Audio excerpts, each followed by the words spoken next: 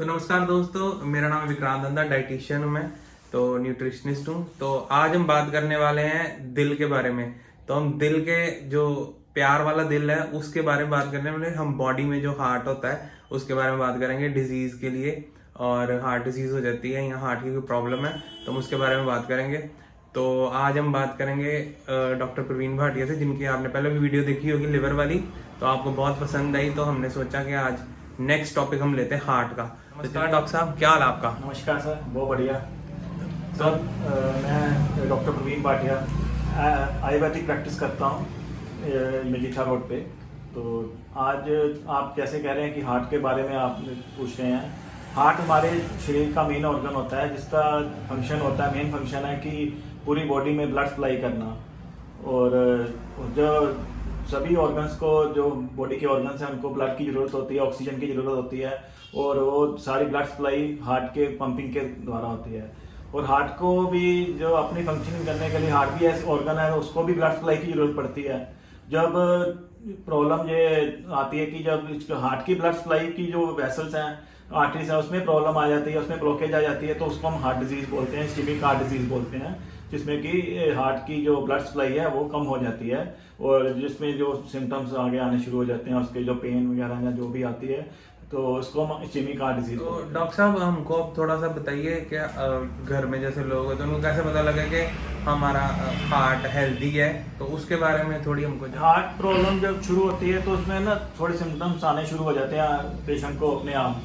पहले मिलते हैं कि जैसे शॉर्टनेस ऑफ ब्रेथ है, जो थोड़ा सा भी चलने पे या थोड़ा सा भी हैवी कोई भी काम करने, एक्सरसाइज करने से सांस फूलने लगती है, शॉर्टनेस ऑफ ब्रेथ आ जाती है। और या कोई हाथ में स्वेटिंग होनी शुरू हो जाती है, स्वेटिंग आएगी बॉडी में, या साथ में पेन आएगी, इन दी चेस्ट में हैवीनेस आएगी, चेस्ट में आएगी, पेन होएगी। पेन जो है, पेन वो कई बार सीधी चेस्ट में आती है, सेंटर में आती है, या रेडिएट भी कर सकती है लेफ्ट शोल्डर में, लेफ्ट आर्म में, और इवन जाँ में भी जा सकती है, जबड़े में भी दर्द जा सकती है। तो ये सिम्टम्स होते हैं कि जब शुरू कोई देख सकते हैं कि ये इस्केमिक हार्ट डिजीज के सिम्टम्स हैं। कई बार कोई होता है कि कोई प्रॉब्लम, कोई पेट की प्रॉब्लम है, गैस है, या कोई अल्सर वगैरह है, तो उसके कारण भी प्रॉब्लम हो जाती है और दर्द होती है। तो उसके साथ उसके सिम्टम्स, उसका डिफ्रेंशिएट करने के लिए यही तरीका होता है कि यदि आपको लगे कि गैस के कारण है तो आप कोई गैस की मेडिसिन लेंगे कि वो रिलीफ हो जाएगा उससे।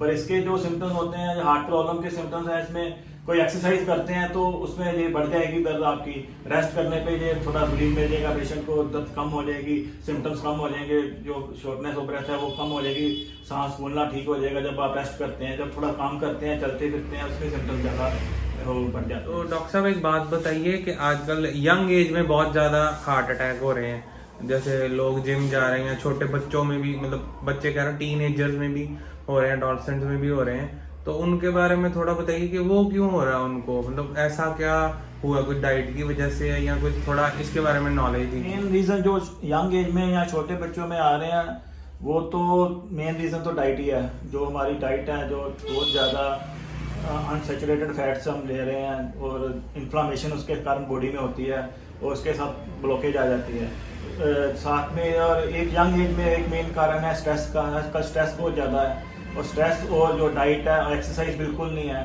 और इसके कारण ज़्यादा प्रॉब्लम्स आ रही हैं कि ये हार्ट अटैक। जो जिम जा रहे हैं वो तो एक्सरसाइज कर ही रहे हैं, उनको क्यों हो रहा है? जो जिम में जाते हैं 2-2 घंटे करते हैं, या कोई कई बार देखी वीडियोस, डांस कर रहे हैं लोग शादियों में, उनके साथ भी एकदम हार्ट अटैक आता है और कोलैप्स हो जाते हैं। वो क्यों हो रहा है थोड़ा? उनमें जो मेन रीज़न पता चला है कि वो जो उसके जिम जाते वक्त वो अपनी मेडिसिन साथ में मेडिकेशन लेते हैं कि बॉडी बनाने के लिए, कोई स्टीरॉइड्स का इंजेक्शन, स्टीरॉइड्स होते हैं जो मेन, वो स्टीरॉइड्स में टेस्टोस्टेरोन के इंजेक्शंस लेते हैं, जो बॉडी के साइड इफेक्ट, बॉडी पे बहुत ज़्यादा साइड इफेक्ट आते हैं उसके, और जो उसके कारण ही ये हार्ट अटैक्स आने शुरू हो जाते हैं। वो एकदम जैसे कह सकते हैं कि बॉडी में इन्फ्लामेशन बहुत ज़्यादा करती है। वो इन्फ्लामेशन के कारण जो ब्लड वेसल्स हैं उसमें इन्फ्लामेशन आ जाती है, उसके कारण ब्लॉकेज आ जाती है। वो बाहर से तो वो मसल्स वगैरह बहुत ज़्यादा बने होते हैं, उनके बॉडी बनी होती है, पर अंदर से वो कह सकते हैं कि बिल्कुल शरीर खोखला हो जाता है। जैसे प्रोटीन्स लेते हैं, कोई क्रिएटिनिन लेते हैं, जैसे प्रोटीन्स वो हैवी डोज में लेते हैं, उसका बॉडी में बहुत ज़्यादा साइड इफेक्ट आता है।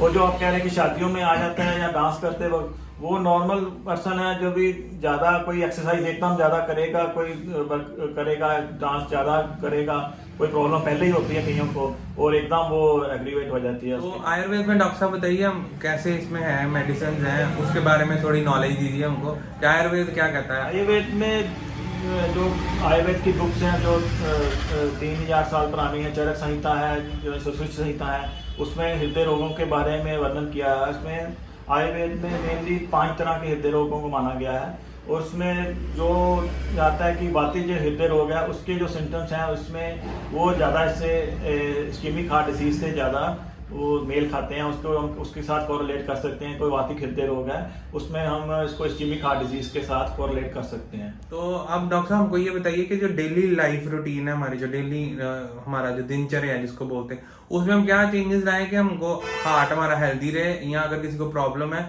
तो वो उससे मतलब कम होना शुरू हो जाए, और बाद में मेडिसिन भी लोग लेते ही हैं। तो उसके तो है कि हमारे डाइट प्रॉपर होनी चाहिए। डाइट में है, डाइट में ये तो आयुर्वेद में है कि आयुर्वेद में घी को नहीं मानते कि इतना ज़्यादा कोई कल्प्रिट है इसमें।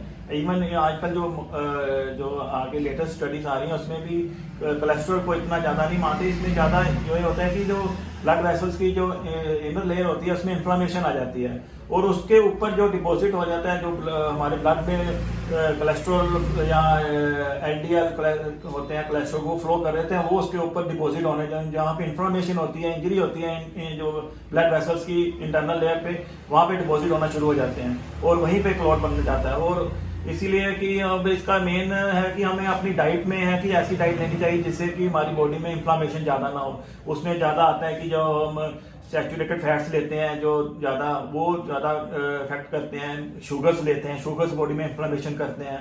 शुगर की हमें कम लेनी चाहिए क्वांटिटी। और इसमें एक है कि एक्सरसाइज नॉर्मल करनी चाहिए बॉडी में। ठीक, बॉडी में एक्सरसाइज करते रहेंगे आप तो एक तो आपका उससे जो लिपिड्स वगैरह हैं, जो कोलेस्ट्रॉल वगैरह वो कंट्रोल रहता है, और दूसरा सेकंड है कि उससे बॉडी में स्ट्रेस कम होता है। स्ट्रेस कम होने से भी आपके यहाँ बॉडी में इन्फ्लामेशन कम होगी और ये आपको हार्ट की प्रॉब्लम कम आएंगी। और डाइट और एक्सरसाइज ये मेन है, और स्मार्ट डाइट खाइए जिसमें कि जैसे कि इन्फ्लामेशन बॉडी में ना हो और कोलेस्ट्रॉल वगैरह ना, वेट गेन ना हो, हमारा वेट को कंट्रोल रखें। योगा बहुत अच्छा योगा का रोल है इसमें। योगा में हम जो प्राणायाम करते हैं लोम विलोम, उसमें इसका स्ट्रेस को कम करने में बहुत अच्छा रोल है, और उसका फायदा भी देखा गया है कि जो लोम विलोम प्राणायाम है उसमें ये हार्ट पेशेंट्स में बहुत ज़्यादा फायदा करता है। रेगुलर आप करते रहें तो काफ़ी फायदा। जैसे डॉक्टर साहब ने बताया कि जो सैचुरेटेड अनसैचुरेटेड फैट कह रहे हैं, जैसे समोसे हो गए, कचौड़ियाँ हो गई, ये सब मिठाई ये सब नहीं खाना, तो फैट उसमें ज़्यादा होती है, वही जाके ख़राब करता है। तो वैसे आप ले लोगे कोई भी घी तेल तो वो इतना नुकसान नहीं करता। तो इसी से हम आगे पूछते हैं कि कौन से ऑयल्स और क्या अपनी कुकिंग में यूज़ करना चाहिए, खाना बनाने में क्या यूज़ करना चाहिए, वो अब डॉक्टर साहब से पूछते हैं।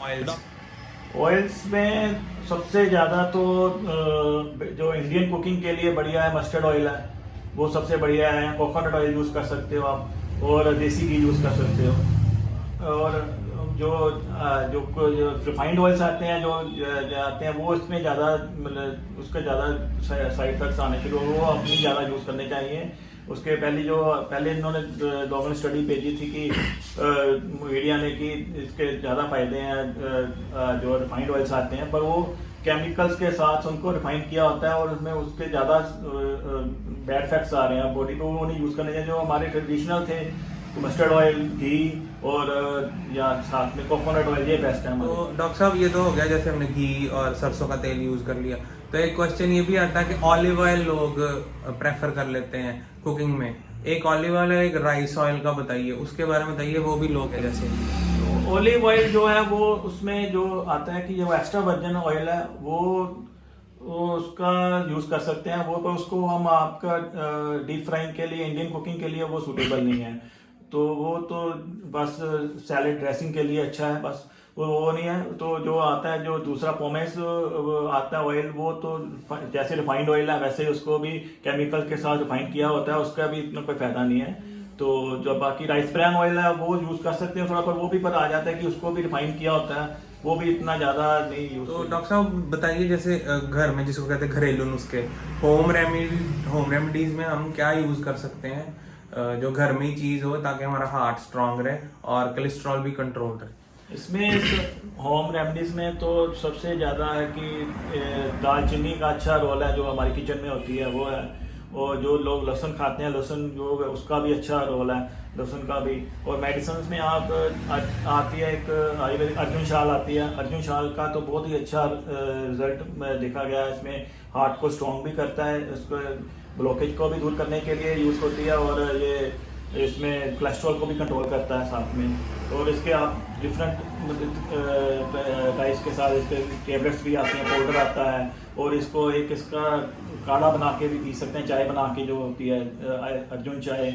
और यहाँ कोई इसमें अर्जुन क्षीर पाक होता है वो बना के दूध के साथ उसको यूज़ कर, डिफरेंट वे के साथ इसको यूज़ कर सकते हैं। और इसमें साथ में एक अलग आप त्रिफला यूज़ कर सकते हैं, त्रिफला डाइट में रखें। त्रिफला भी बॉडी में जो हमारे सिस्टम है बॉडी का, जो वात कफ है, इनको बैलेंस करने के लिए बहुत मदद करता है, और ये बॉडी में कोलेस्ट्रॉल को भी कम करता है और बॉडी में इन्फ्लेमेशन को भी कम करता है। त्रिफला और अर्जुन शाल यूज कर सकते हैं। डॉक्टर साहब थोड़ा बता दीजिए, मेडिसिन अगर किसी ने लेनी हो, वैसे तो डॉक्टर के सलाह से ही लेनी चाहिए, फिर भी आप एक दो अगर हो तो कुछ आयुर्वेदिक मेडिसिन बता दें। आयुर्वेदिक में बहुत ज़्यादा मेडिसिन हैं जो ब्लॉकेज वगैरह के लिए यूज़ की जाती हैं।